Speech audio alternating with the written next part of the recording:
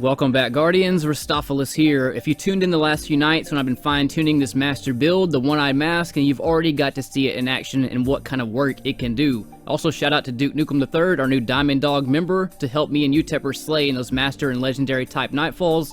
One of the benefits of slaying with some of the fastest in game, and keeping you as one of the fastest, is making sure that you can keep up with those players, keep your kill count numbers up, and keep you slaying with little to no stop time, and that is what this build is going to do for you today, to turn you into that master legendary beast, so you can become beast. Now let's learn about this build today. Let's start it off with the subclass. Of course, you can use any subclass that you want. It's a universal subclass exotic, so it doesn't really matter which one you use. However, I do recommend the mid tree to get those detonators going on. I recommend Towering Barricade and always Void Wall Grenade. You can mark more targets, it lasts longer. Enemies can walk into it, so you can mark more targets and be able to destroy and help your team with those Oppressive Darkness grenades as well. If you're not using the Strafe Lift jump, you're cheating yourself out of kills and you're making your survival rate not be that great, basically. When you can jump in and out of battle and Strafe Lift all over the place with that speed, it also attracts towards your mobility as well. So the higher your mobility, the faster your fall speed. And I want to talk about just some subtleties of mobility just with a few clips right here. If you watch my live stream, I would call it out every time mobility played a part in a strategy that I was doing, such as this right here. Just being able to reload my rocket and throw it before I land to make sure that's a clean strategy to execute, and to speed kill ads faster than is if I didn't have that mobility. And then this short jump right here, just that grenade toss backwards, just by having that 7 mobility, it just makes things flow a lot more fluently. Anytime I boost and then cut my boost off, that fall speed left to right is that much quicker, as you can see with that Better Devil's explosive shot right there.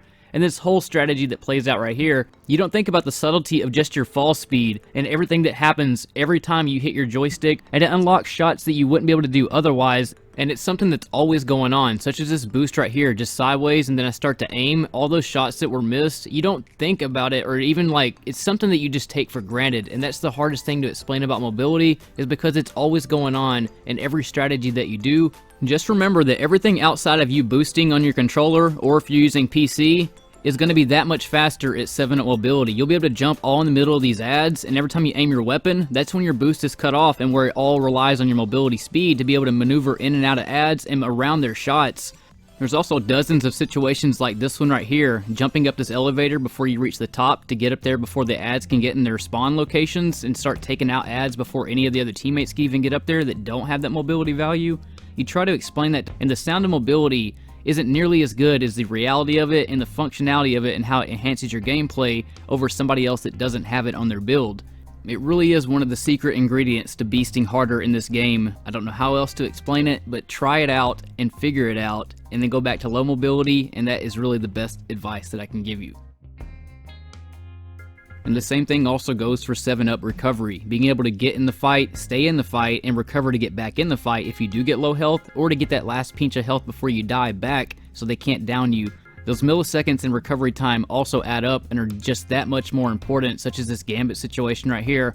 Watch this as the One-Eye Mask really does save me, and how that recovery can just keep me right in the battle, right when it needs to, before I actually get down just enough without killing me, and also allows me to not lose any motes and to kill everybody in that whole area as fast as I can.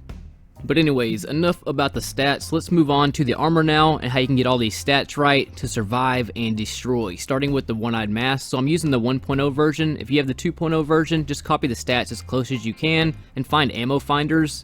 They actually work quite well, but it's kind of like hit or miss. Do you want to use a super perk, or do you want to use, more ammo basically, which either way kind of comes in handy. I do like the light reactor in my 1.0 version and the stats that are on there. I'm using a recovery mod.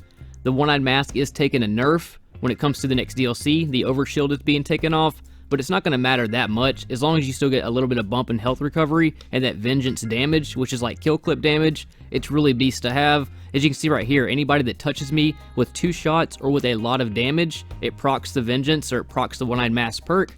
So you have 4 seconds to actually activate it. Anything past 4 seconds will still give you the overshield, but it doesn't give you the vengeance damage. And I've kind of seen situations where it can kind of glitch way past the 4 seconds and still work out for me. So I'm not 100% on the time on it, but basically anybody that touches you, it marks them. You'll see a red glow around them, and then you just kill them, and then you get the overshield and all the other perks that come with it.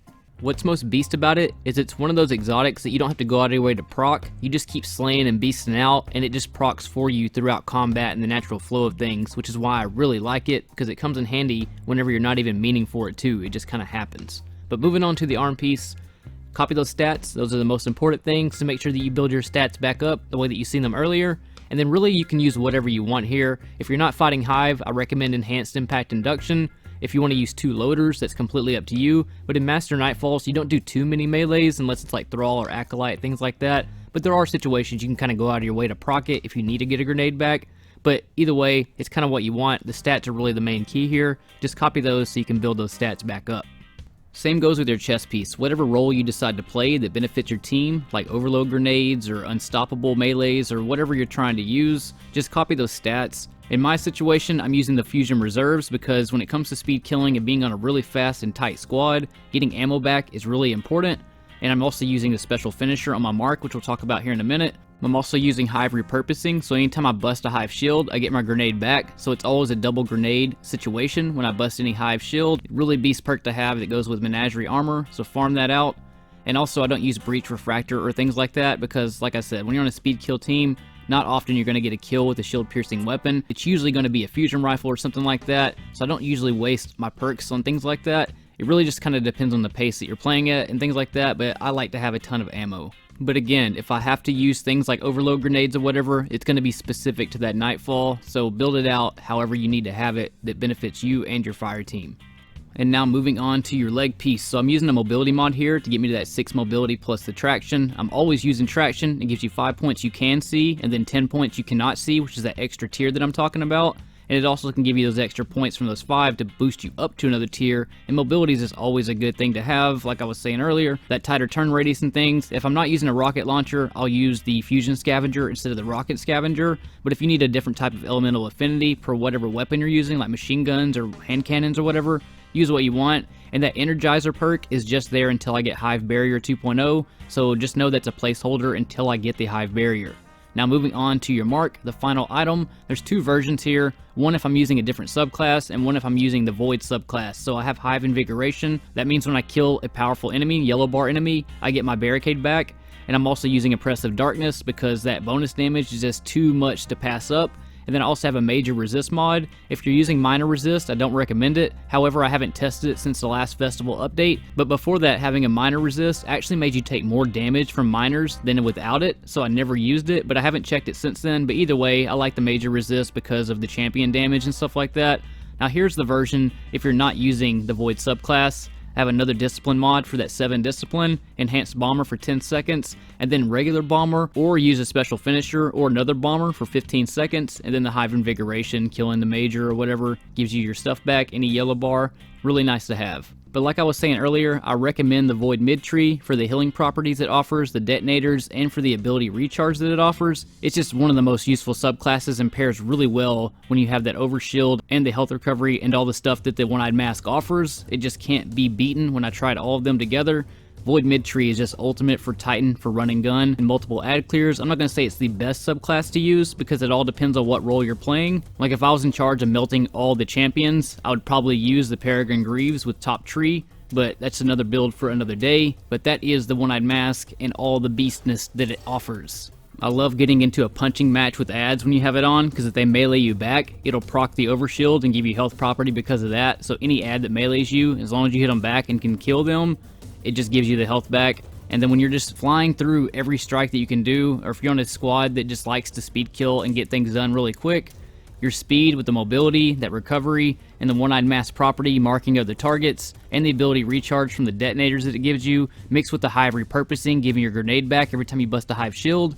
Most of the Nightfalls have Hive in them, and then when you have Hive armaments to get pretty much unlimited heavy ammo and can summon ammo whenever you need it without having to rely on heavy finishers and stuff like that. Not counting if you're doing the IO Nightfall, which may be one of the Ordeal Nightfalls, but it has Taken, and that'll also proc with the Hive abilities. And if you proc it with Taken armaments and Hive armaments, it gives you double the heavy drop, so it's really nice in Gambit. Or if you're doing the Reckoning for whatever reason. If you watch my 1.0 One-Eyed Mask build, Captain NATO, it's better than that one because of all the reserves and all the other stuff that you can add on the 2.0 armor that wasn't available for the 1.0. But you Guardians, take it easy, man. I hope that y'all enjoyed this build and can slay with it to your heart's content and really, really get into that mobility, man. I can't stress that enough. I know that I always say about it, and I'm probably known as that mobility guy or whatever for Destiny, but it's kind of like when you start playing Destiny and you're flipping through shaders, and one shader looks good, but over time it just doesn't look that good anymore because you've just worn it for so long.